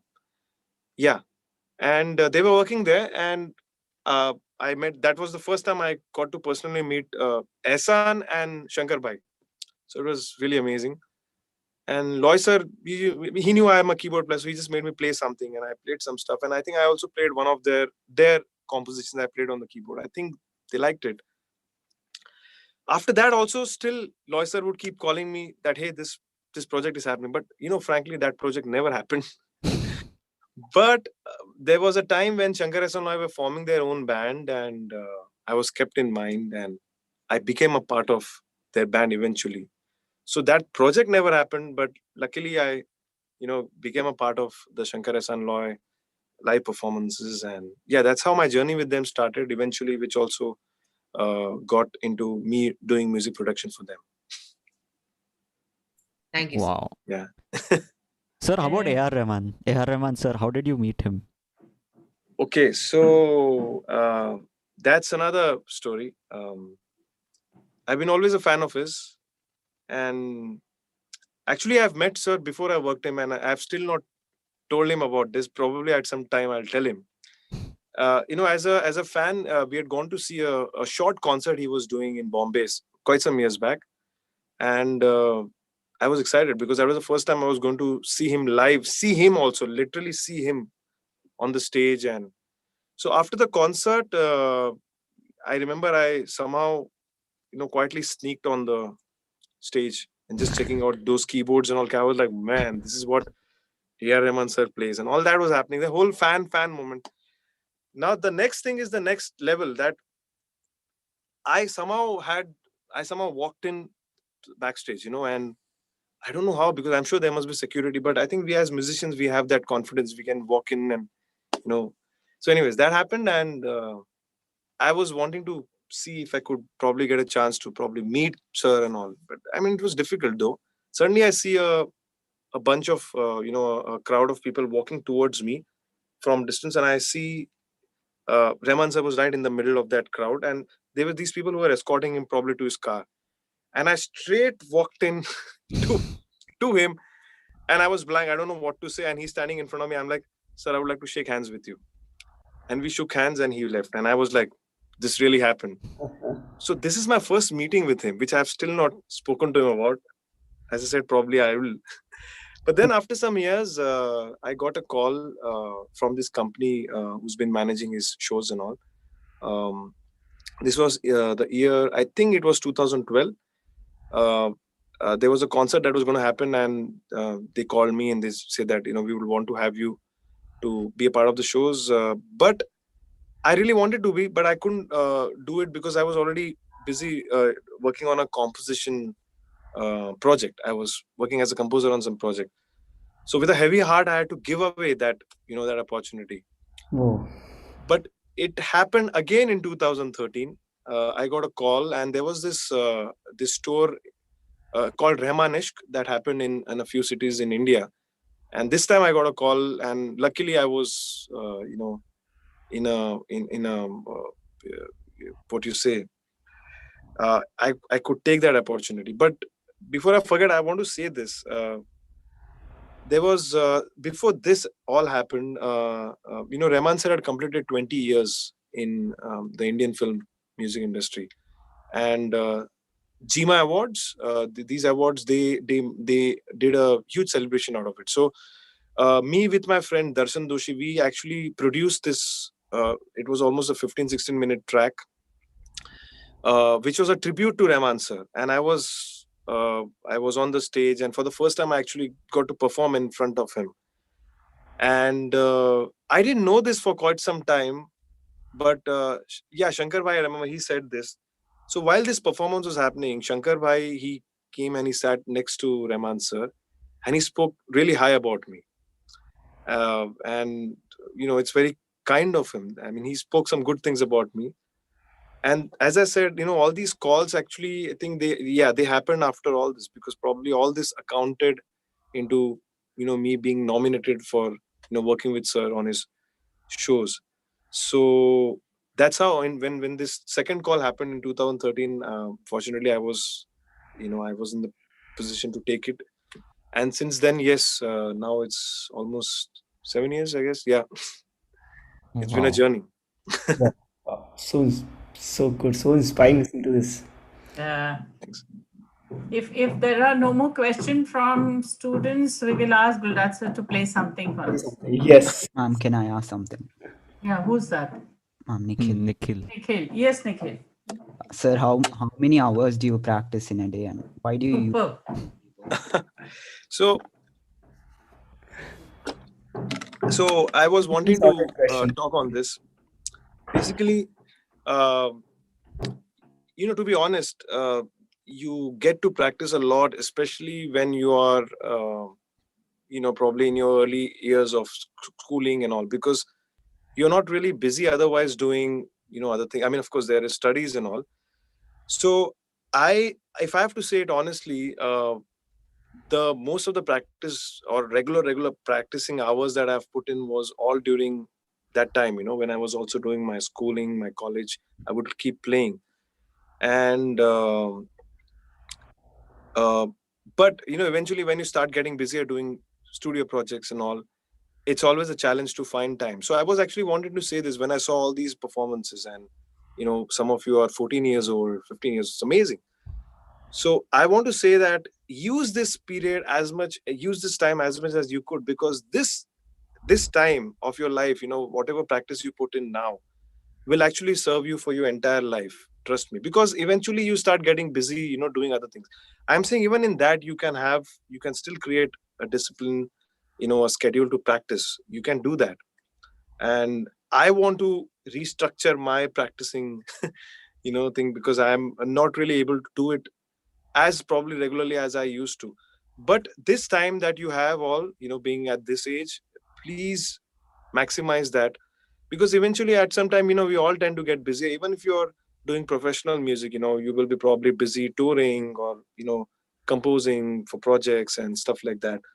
So definitely make sure that you practice as much as I don't have a number count of how many hours I would say, but what I try to do is whenever I'm at the studio, whenever I get some time, I would like to play something or probably practice an exercise.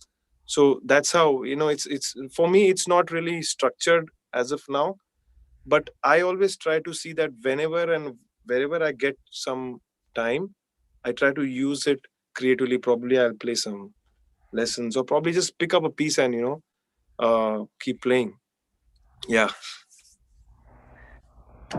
that's very true. I mean, whatever you do in early years, it just comes as punji for your entire life. Yeah, see, I want to say this practice, what it does is, I heard this like once I was having a conversation with the great Hariharanji, and there's this exercise, they do this called chila, where they practice for days together. And I remember once he was in that process of practicing. So basically what he said was, when you are practicing so well, it just puts you on an autopilot mode when you're playing a lot of times, and that is what practicing does to you. Actually, a lot of times things just happen, they just flow very seamless. You don't really have to put an effort of always thinking what I'm going to play. So I just want to add this, that practicing is very essential, and it just helps you to go in a way, on an autopilot mode. You just, yeah, that's so important. Yeah, I call it as a muscle memory. It just becomes muscle memory, and yes, then you have to focus on the next thing, which you have to yet to achieve. Like certain thing is there. So anybody else, or we will just go for now show. Sir, we would like to hear something, anything, whatever is your favorite, sir. Okay, I don't know what to perform, but okay, what I'll do is I'll try to maybe sing a few lines from my song, and let me see if you can see the keyboard. Yes, we can. I hope.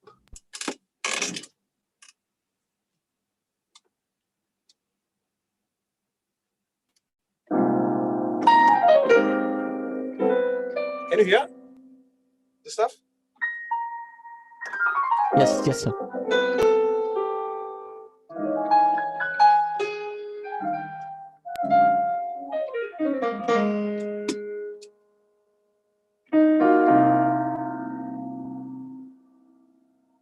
So, since we spoke about improvising, right? I would just want to improvise something and then eventually get into a song.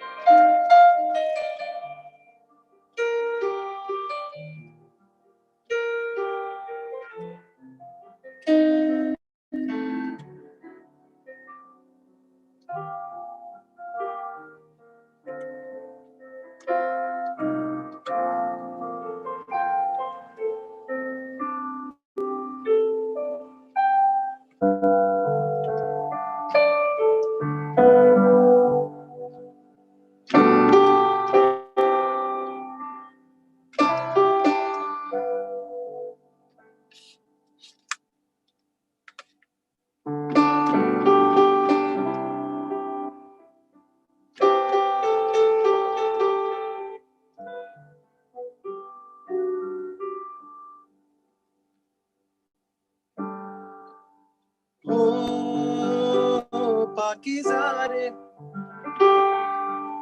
नैनों से ये दिल गिरा रे पाकीज़ा रे अब दिल में तू ही गिरा रे बातें तेरी लब पे लबों से कई सजते हो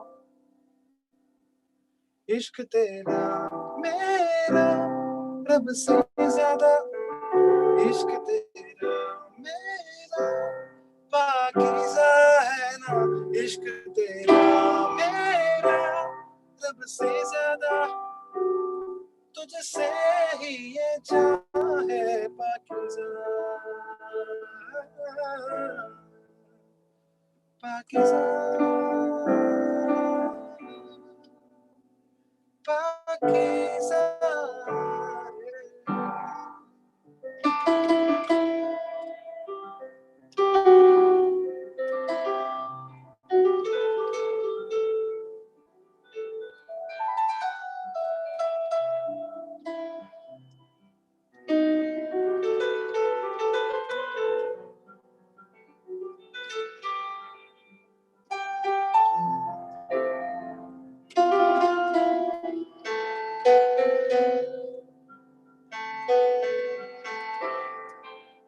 इश्क तेरा मेरा रब से ज्यादा इश्क तेरा मेरा पाकीज़ा है ना इश्क तेरा मेरा रब से ज्यादा तुझसे ही ये जान है Pakeezah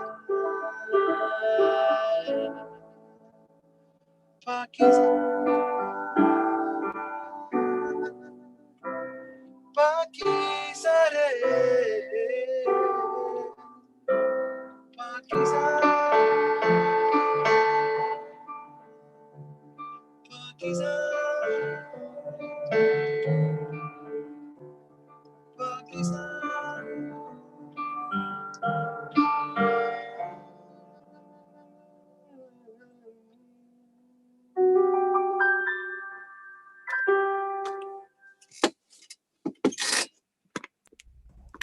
Wow, Thank you. So that was awesome. it was just try to improvise few things and put together because I think we spoke about it. So Yeah. I completely changed the arrangements of the original song, but yeah, this is how that's the fun. You can always keep your music keeps evolving. When you try different things and try improvising. Yeah. That was just that was just amazing. Yes. Thank I you. have chills while listening to it, and Thank you so much. your style of playing is it's a very strides type of playing, and it just connects. Like I connect with that sort of music so much. Beautiful. And Thank you so much. Means a amazing. lot. Really means a lot. Thank you so much. And as I said that for me, it's said in the beginning, and I really mean it, that it's not just about me trying to speak. It's for me also it's mutual, and it was inspiring to see all the performances, and it's great. There is something I want to say that I remember watching a reality show where there were these amazing children singing like outstanding. So a lot of people were commenting that this child is singing so well now. What will he sing like when he grows up? But then there was one of the judges, and he made such a beautiful point. He said that what's important is that all these children keep that child in them. Always. Even when you grow up, that child has to be always there. That innocence has to be always there. And I think that's what is important for all of us. That how much we can protect that innocence, in a way. And I'm saying this because I see so many young, really very young musicians, who are here with us today. So it applies to each one of us, even all you students, that keep that innocence and child always intact and protected, because that really does add a lot to your performance. Yeah. your performance, to your work, to your music that you do. It's very true, Raj sir. Thank you so much. Thank you My so pleasure. much from heart. My pleasure. And like once things normalize from COVID, we would like to have you in person With in a front pleasure. of our students for our annual day. We generally celebrate our annual day for 2 days, hiring a big place with Wow. 500 crowd and like more than 300 students perform. So, I'm looking but forward. yeah, I really look forward, sir. Really, and thank you so much. Thank you so much from Music Club My team. pleasure. Yeah. Thank you. Take care. You, sir. See you Thank you, soon, Kenny. everyone. Thank you, Thank man. you. Thank you so much, sir. Thank you. It was an honor talking to you. Same here. Thank you, everybody. Take care. Bye. Best of luck. Bye, Gulraj sir. Thank you, Bye. sir. Thank you. Bye.